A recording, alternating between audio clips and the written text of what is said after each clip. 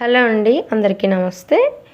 ఈరోజు కార్తీక పౌర్ణమి సందర్భముగా మా ఊర్లో ఉన్నటువంటి శ్రీమద్ విరాట్ పోతులూరు వీరబ్రహ్మేంద్ర స్వామి వారి చెట్టు వద్ద దీపాలు అయితే అలంకరణ చేశామండి.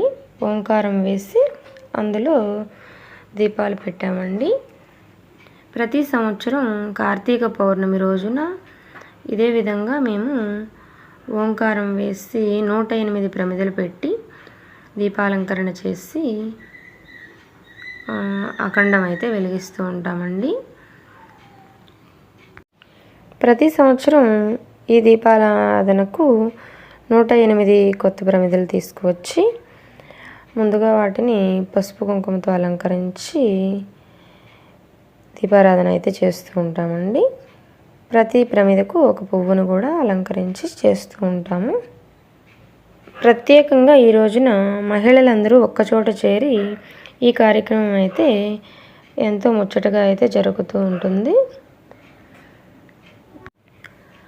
దీపం పరబ్రహ్మ స్వరూపం అంటారు కదండి, అందుకని మనం ప్రత్యేకంగా ఈ దీపాలంకరణ అయితే చేస్తూ ఉంటాము. ప్రతి సంవత్సరం ఈ విధంగా దీపాలంకరణ చేయడం అనేది ఒక విశేషమైనటువంటి విషయం.